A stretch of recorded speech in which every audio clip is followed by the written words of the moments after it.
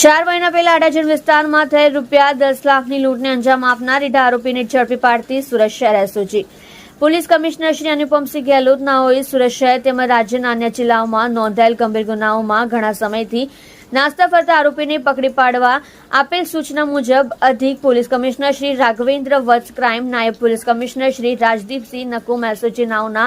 માર્ગદર્શન હેઠળ SOG police inspector નાઓની સૂચના મુજબ એસઓજી દ્વારા નીચે મુજબની કામગીરી કરવામાં આવેલ છે। એસઓજીના ટીમના માણસો શહેર વિસ્તારમાં પેટ્રોલિંગમાં હતા તે દરમિયાન એએસઆઈ ભરતભાઈ દેવીદાસભાઈ તથા એએસઆઈ મોહમ્મદ મુનાફ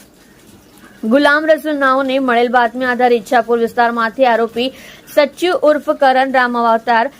રાવ ઉંમર વર્ષ 32 રહેઠાણ ઘર નંબર 84 આશાનગર હરિનગર પાછળ ઉધના સુરતવાળાને ઝડપી પાડવામાં આવેલ છે। મજકૂર આરોપીની પૂછપરછ કરતા હકીકત જણાઈ આવેલ છે કે 4 મહિના પહેલા તેના મિત્ર સંજુ એક વ્યક્તિ બેંકમાંથી મોટી રકમ ઉપાડીને લઈ જાય છે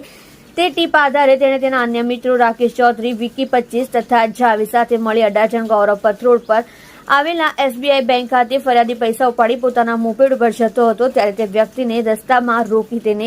ધાક ધમકી આપી તેનું અપહરણ કરી તેની પાસે રહેલ રોકડ રકમ 10 લાખની લૂંટ કરી નાસી ગયેલ બાદ ફરિયાદીએ લૂંટનો ગુનો અડાજણ પોલીસ સ્ટેશનમાં ગુનો દાખલ કરાવેલ હતો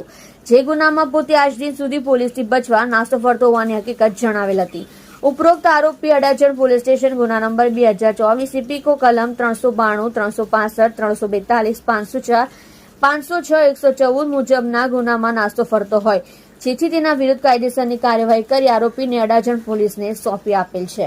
સત્ય માટે હંમેશા સત્યની સાથે જોડાઈ રહો આર સુરત ન્યૂઝ ચેનલની સાથે।